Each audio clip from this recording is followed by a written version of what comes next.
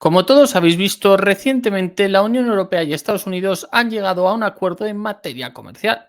Y por supuesto, en el vídeo de hoy voy a tratar precisamente ese acuerdo, lo voy a desgranar, voy a analizar las claves y vamos a hablar aquí de quién ha salido perjudicado y quién ha salido beneficiado, sin tapujos. Así que, sin más dilación, mi nombre es Mateo y esto es La Sala Política de Political Room.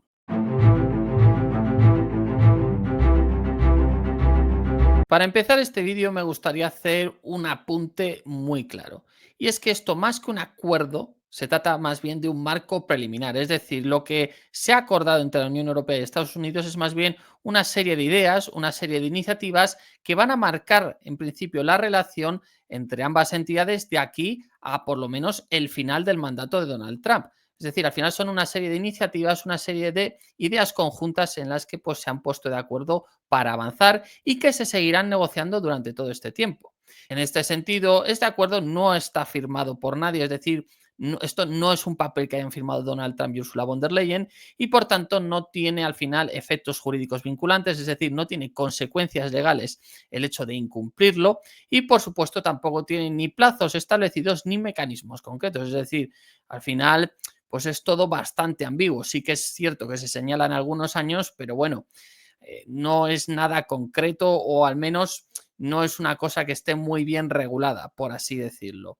En este sentido tampoco es nuevo porque ya hemos visto que otros pactos firmados con Donald Trump, como el de Japón o el de Reino Unido, o por ejemplo el compromiso dentro de la OTAN de gastar de cara a 2030 un 5% del PIB en defensa, pues al final son pactos que se firman, pero bueno, como veremos más adelante, son más una concesión política muchas veces que una concesión económica, porque lo cierto es que son un tanto irrealizables y también las propias bases de estos acuerdos pues son totalmente, como hemos dicho, ambiguas. Es decir, no hay realmente algo bien estructurado y un plan de cara a ejecutar las iniciativas, las medidas que se han acordado. Pero bueno, por lo pronto sí que es cierto que hay unas claves que se van a aplicar. Y eso es precisamente lo que vamos a analizar ahora. ¿Cuáles son las claves de este acuerdo? Pues para empezar, como todos habréis oído, hay un arancel global del 15% a las exportaciones de la Unión Europea hacia Estados Unidos. Es decir, los productos europeos que entren en Estados Unidos pagarán de manera general un arancel del 15%. Esto, por supuesto, es perjudicial para la Unión Europea, que en un principio buscaba un arancel cero. Pero bueno, siendo realistas, este arancel es mucho, es poco respecto a lo que Trump en su momento había amenazado o propuesto, pues bueno. Lo cierto es que veréis que la mayoría de los medios tradicionales se señala, incluso dentro de la propia Unión Europea y de sus instituciones, que al final se ha pasado de un 30% a un 15% de arancel. Y sí que es cierto que la última amenaza de Donald Trump pasaba por un arancel del 30%. Pero lo cierto es que si vamos al famoso día de la liberación, aquí os pongo la infografía, lo que había dicho Donald Trump es que nos iban a poner un 20% de arancel global, por así decirlo, general. Al final hemos conseguido un 15%. Es decir, se ha conseguido reducir en un cuarto, en un 25%, el arancel con el que inicialmente Donald Trump nos amenazó.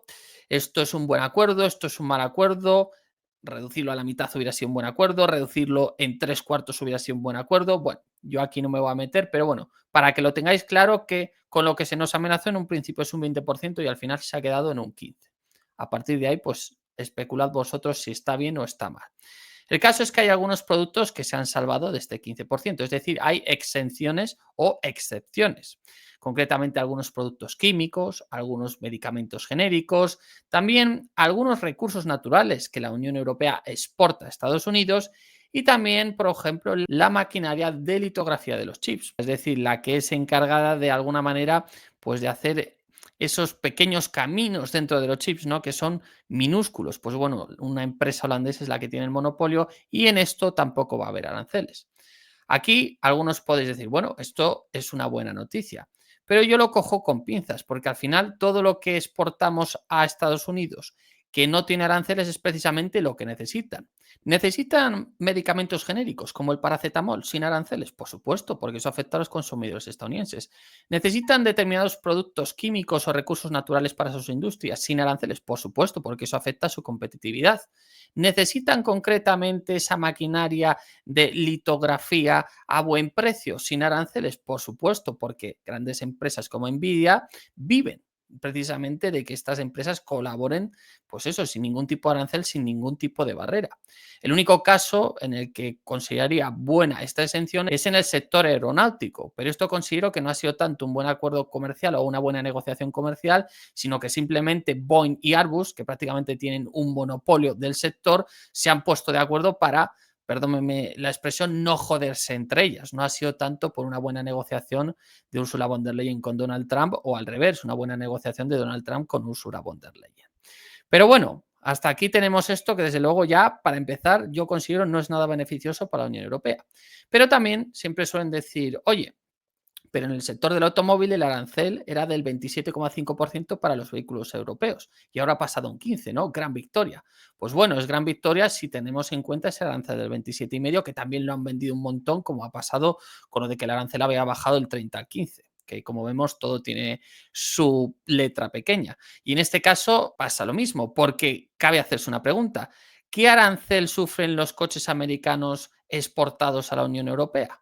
Pues bueno, lo cierto es que tiene un arancel del 10%. Es decir, al final nuestros coches siguen teniendo un mayor arancel en Estados Unidos que los coches estadounidenses dentro de la Unión Europea. Por tanto, victoria, bueno, yo también la cojo con pinzas, por así decirlo. Que no os la cuelen porque es otra cosa que baila un poco, ¿no? Que chirría. En fin, pero continuemos con las medidas. Pues bien, otro de los sectores que al final no se ve afectado por el arancel del 15% es el del acero y el aluminio. Pero no precisamente para algo positivo, sino porque desgraciadamente se mantiene el arancel del 50% a las exportaciones de aluminio y acero europeo a Estados Unidos.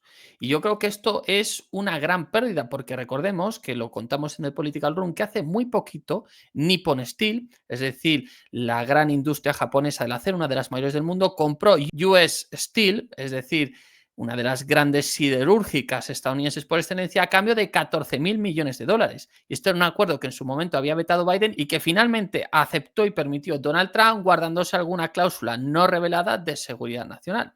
¿Qué quiero decir con esto? Pues que US Steel acaba de ser comprada por al final un aliado que va a invertir un montón de pasta en modernizar y que al final le da una gran inversión a esta empresa estadounidense que, por supuesto, al juntarse con Nippon Steel, de alguna manera también agranda muchísimo su capacidad y el mercado que pueden obtener. Y justo en ese momento, uno de sus grandes competidores, por lo menos dentro del mundo occidental, que son al final las empresas europeas, no consiguen rebajar su arancel y se les mantiene el del 50%, es decir, que no consiguen ninguna rebaja por el momento, lo cual afecta desde luego a la competitividad justo en un momento en el que US Steel coge mucho impulso porque precisamente forma parte ahora de Nippon Steel, que es una de las grandes siderúrgicas de todo el planeta. En fin, que para mí es un punto que se ha pasado por encima de él, pero si conoces este dato creo que cobra mucha relevancia. Pero bueno, es que aún hay más, porque aparte de todo esto, también la Unión Europea se ha comprometido en materia arancelaria a quitar los aranceles reducidos a la industria estadounidense, a los productos estadounidenses. Estos aranceles eran conocidos por las siglas NMF, es decir, Naciones Más Favorecidas, que básicamente eran un grupo de naciones entre las que se encontraba Estados Unidos dentro ya de esta etapa de poner aranceles a todos dentro del mundo occidental, pues que digamos que tú te llevabas un arancel más pequeño. Y cierto es que la Unión Europea no tenía muchos aranceles, pero bueno, los pocos que tenía se los va a quitar. Es decir, se ha comprometido a que esos productos estadounidenses no van a tener esos pequeños aranceles, por lo que es un beneficio que, por supuesto, no ha tenido contrapartida por parte de Estados Unidos, que el arancel global, ya sabemos, es el 15%. Además de esto, también la Unión Europea se compromete a permitir el acceso a determinados productos pesqueros made in the USA, concretamente, por ejemplo, el salmón de Alaska y el camarón del Pacífico, lo cual por supuesto no tiene contrapartida. Al final dejamos entrar eso a cambio de nada, que por cierto lo del camarón a nosotros nos puede afectar porque lo del salmón es más pues quizá la parte de Noruega y Suecia, pero a nosotros lo del camarón sí que nos afecta más. Y también nos hemos comprometido a dejar entrar más productos agrícolas dentro de nuestro territorio, concretamente por valor de 7.500 millones de euros. Y como veis en pantalla, no es algo que me inventé yo, lo dice la propia página de la Comisión Europea. En fin, llegados a este punto, algunos pensaréis, bueno, ya habremos acabado, ¿no? Ya se han hecho suficientes concesiones. Pues nada más lejos de la realidad, porque ahora toca uno de los temas más clave, el de la energía. Como sabéis, Estados Unidos ha sido uno de los grandes beneficiados, concretamente el segundo mayor beneficiado después de Noruega en lo que se refiere, por ejemplo, a ventas de gas natural licuado. Todo ello en pro de sustituir progresivamente la dependencia del gas ruso. Y lo cierto es que si ahora cogemos la tabla, por ejemplo, de importación de gas, la Unión Europea ha conseguido un grado de diversificación bastante óptimo, es decir, vemos que hay un cierto equilibrio. Pero claro, ¿qué es lo que nos ha pedido Donald Trump? Que ese equilibrio se acaba, que pasamos a depender de ellos porque quieren básicamente asumir toda la parte que aún seguimos importando de Rusia. En este sentido, nos obligan a invertir 700.000 millones de euros de aquí a 3 años, es decir, unos 233.000 millones de euros anuales tenemos que incrementar nuestra factura de la importación de energía estadounidense. Esto lo podemos hacer comprando gas, petróleo o bien productos de energía nuclear estadounidense. Bueno, obviamente esto ya de por sí es una cifra astronómica, pero es que hay más, porque además nuestras empresas se han comprometido a invertir 600.000 millones de euros en inversión extranjera dentro del territorio estadounidense y concretamente la Unión Europea también se ha comprometido a invertir 40.000 millones de euros en chips de inteligencia artificial, por supuesto, fabricados en Estados Unidos aunque sea una marca extranjera. Por ejemplo, las fábricas que está construyendo TSMC, que es taiwanesa, dentro del territorio estadounidense. Y llegados a este punto, pensaréis, bueno, ¿por fin hemos acabado? Pues no, porque también están las compras en defensa, que esto ya es lo más ambiguo de todo. Solo sabemos que Donald Trump ha dicho que la Unión Europea ha acordado gastarse miles de millones de euros, bueno, en su caso de dólares, en armamento. Esto ni siquiera está recogido en la página web, por cierto, de la Comisión Europea. Pero bueno, si Donald Trump lo ha dicho, es que tarde o pronto amenazará con ello. Y ahora sí, por fin, hemos acabado. Esto es básicamente las claves del acuerdo. Ahora bien, vayamos a analizarlo en profundidad. Como había dicho al principio, lo cierto es que este acuerdo no es vinculante y lo pone bien clarito en la propia página de la comisión. Aquí lo estáis viendo. Pone claramente el acuerdo político del 27 de julio de 2025 no es jurídicamente vinculante. Y de hecho os lo pone en negrita para que quede bien claro, ¿no? O sea, esto ya es bastante relevante. Lo que además coincide con otros acuerdos, porque recientemente, por ejemplo, el acuerdo de Japón también era muy desigual, claramente perjudicial para los intereses de Japón. Sin embargo, luego hemos visto que los propios japoneses han empezado a decir, bueno, es que las compras en defensa ya se han ido haciendo, las inversiones también porque se han contado inversiones anteriores. Es decir, que al final, como todo es tan ambiguo, por supuesto, esto no deja de ser un marco y como vemos ya, pues otros países que han firmado cosas similares ya están jugando a decir, bueno, pero parte de este dinero ya se ha invertido o parte de este dinero ya se ha gastado. A esto cabe sumar un hecho obvio, y es que este acuerdo, este marco preliminar, mejor dicho, no tiene nada de realista. Actualmente se considera que en el último año, en 2024, la relación bilateral entre la Unión Europea y Estados Unidos ascendió a un valor de 860.000 millones de euros. De ahí más o menos las importaciones europeas equivalerían a unos 350.000 millones de euros.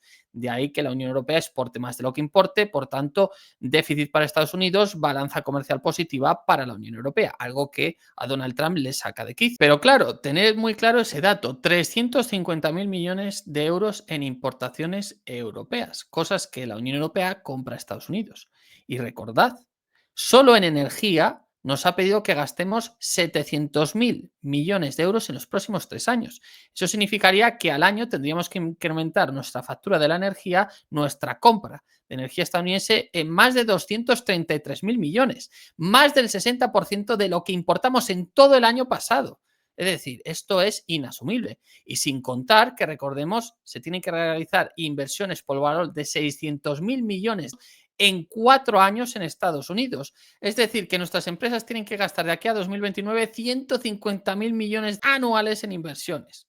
Vamos, que entre lo que nos obliga a importar de energía y lo que tienen que invertir nuestras empresas en Estados Unidos, esto no hay por dónde cogerlo. Claramente, aparte de ser un marco preliminar que no tiene nada de vinculante, por supuesto, las cifras, yo no sé, es que de verdad no sé cómo el propio equipo de Estados Unidos se puede creer esto. Por lo que realmente lo único que puedo sacar de aquí, atendiendo a las cifras y a los hechos, es que estamos ante un acuerdo que es más una cesión política que una cesión económica. Es decir, que como el pacto de la OTAN, que todo el mundo sabe que de aquí a 2030 ningún país de la OTAN va a gastar un 5% del PIB en defensa, se trata más de una maniobra para contentar a Donald Trump, que lo pueda vender como una victoria, que por supuesto Trump ha humillado a Ursula von der Leyen durante la conferencia, que le ha venido a decir antes del acuerdo, no le dijo literalmente en la cara, no, no vamos a bajar en ningún caso de un 15%, pues bueno, este tipo de humillaciones, que también la sufrió Mark Rutte, el actual presidente de la OTAN, que también tuvo que aguantar bastantes palabras poco afortunadas de Mr. Trump. Pero bueno, más allá de esto, lo cierto es que el acuerdo no tiene ninguna base jurídica ni es nada realista. Ahora bien, eso no significa que no vaya a tener consecuencias. Yo lo que espero de este acuerdo a corto plazo es, en efecto, que se han impuesto unos aranceles que, aunque la Unión Europea espera que cuando se vaya Trump se quiten, lo cierto es que ya vimos que Biden mantuvo los aranceles de Donald Trump. Por tanto, esta estrategia de la Unión Europea, que una vez más se está repitiendo, de tratar a Trump como una anomalía histórica, es decir, como un personaje que se irá y luego todo volverá a la normalidad, pues es una táctica que yo creo que es muy mala y que sin embargo la Unión Europea repite una y otra vez. Lo hizo con el primer mandato y lo vuelve a hacer con este segundo mandato. Y no se da cuenta de que, aunque es cierto que la mayoría de estas cosas no se van a cumplir, yo sí creo que el arancel del 15% se mantendrá durante la próxima presidencia, aunque sea una presidencia demócrata. Y ojo, que es muy probable que los republicanos encuentren a un candidato que pueda ganar las elecciones y que siga profundizando en estos acuerdos y por tanto sí que les dé un valor que hoy en día se supone no tendrán de aquí a corto plazo, porque eso al final es para contentar a Trump. Además de que precisamente por esto Trump ya sabemos los vaivenes que da. Mañana mismo vuelve a dar otro golpe sobre la mesa y amenaza, yo que sé, con un arancel del 50%. Más allá de esto, también veo otro problema grave, y es que hemos conseguido en gran medida diversificar nuestra energía, nuestras fuentes de energías, y ahora lo cierto es que si hay una cosa en la que podemos cumplir dentro de lo que es el acuerdo es en la materia energética. No vamos a importar tanta energía como ellos piden, pero estoy seguro de que sí que podemos al final, pues lo que vamos dejando de comprar a los rusos, comprárselo a ellos, lo que a efectos prácticos hará que pasemos de depender de Rusia a depender de Estados Unidos y encima pagando una factura más cara, lo cual desde luego nunca fue la idea. Precisamente todos estos cambios que se fueron haciendo, la idea era, bueno, nos saldrá la energía más cara, pero también tendremos una energía más diversificada y sobre todo apostaremos por las energías que nos salen más baratas, pues algunos países por las nucleares como Francia y otros países por las renovables como España, que poco a poco nos irán abaratando la factura. Pero claro, si hacemos esto otro, es que no salimos ganando por ninguna de las partes, ni diversificamos ni conseguimos ahorrar costes a los consumidores europeos. Por tanto, este es un punto en el que creo que sí que se va a cumplir en cierta medida y que vamos a ir perdiendo poco a poco. Y bueno, más allá de esto, lo cierto es que una vez más la Unión Europea ha renunciado a ejercer una posición de poder y ha negociado, de hecho, desde una posición de debilidad. Esto es algo que, de hecho, ha señalado el primer ministro francés y también el ministro de Exteriores alemán. O sea, al final es cierto que este marco no es nada serio, que no se van a cumplir muchas cosas, pero algunas se cumplirán y algunas también se mantendrán en el tiempo. Y todas son perjudiciales para la Unión Europea porque los aranceles que nosotros tenemos siempre son más bajos y desde luego no tomamos ninguna contramedida. O sea que al final esto es una forma de paliar un poco a Trump y esperar que el próximo presidente de Estados Unidos sea más majete, cuando por el camino no se va profundizando nada en la famosa autonomía estratégica, el ejército europeo y todas estas cosas que siempre están hablándose de continuo y no cambia nada, igual que tampoco se moderniza la Unión Europea, no se crea esa Europa de las dos velocidades, ni esa Europa con distintos grados de integración, en fin, que al final estamos parados aguantando el tipo esperando que de alguna manera al rendir pleitesía a Estados Unidos algún día volvamos a normalizar las relaciones como eran a finales de los años 90 o principios de los años 2000, lo que yo creo aquí ya a título personal que es una estrategia malísima. Por tanto, en conclusión, el acuerdo es malo. El acuerdo es malo para la Unión Europea, se ponga como se ponga. Es verdad que muchas cosas que se han firmado no se van a cumplir, pero desde luego algunas sí y todas son consecuencias negativas para nosotros. Que esto es bien sabido, porque es que hasta la propia Ursula von der Leyen ha dicho que no es un buen acuerdo, pero que es el mejor acuerdo posible. O sea, es que ni siquiera nuestros propios políticos, ni siquiera la propia presidenta de la Comisión ya ella misma con su discurso te está dando a entender que, bueno, que esto es un mal acuerdo, pero que un mal acuerdo es mejor que intentar otras alternativas o entablar una guerra comercial, que puede serlo, ojito, que puede serlo, pero la cuestión es, mientras ganas tiempo, ¿qué vas a hacer para cambiar esta situación? Y ahí es donde radica el problema. ¿Vamos a quedarnos parados o no? Pero bueno, ahora es vuestro turno y al final, pues este ha sido el vídeo. ¿Qué opináis de este acuerdo? ¿Es bueno? ¿Es malo? ¿Al final sirve para solventar la papeleta con Donald Trump, al menos a corto plazo? ¿Creéis que se quedará contento con esto, teniendo en cuenta que aún nos queda toda la presidencia de Donald Trump por delante? ¿Qué otras alternativas podría haber buscado la Unión Europea? ¿Confrontación directa? ¿Buscar otros aliados? ¿Intentar darle la vuelta a la tortilla? ¿O creéis que en efecto el acuerdo está bien? Es un buen acuerdo a corto plazo, pero hay que ir haciendo ya cosas de manera seria, es decir, esa autonomía estrategia, esa diversificación, esa al final desconexión de la dependencia estadounidense, ¿se debe profundizar de verdad? ¿O creéis que esto al final es todo palabrería barata y que al final, pues eso, no se avanza nada? En fin, os leo en comentarios y poquito más. Como siempre, agradeceros que estéis ahí. Espero que os guste el vídeo. Suscribiros, darme like, la campanita. Recordaros que este canal de YouTube pertenece a un periódico digital de Political Run con contenido exclusivo por solo 19,99. Os dejaré el articulazo de Daniel Hill sobre este tema. Ya sabéis que yo siempre hago mis vídeos basándome mayoritariamente en artículos de nuestro propio periódico y poquito más, que espero que estéis pasando un buen verano. Yo estoy deseando también poder descansar un poco en vacaciones y nada más. Hasta el próximo.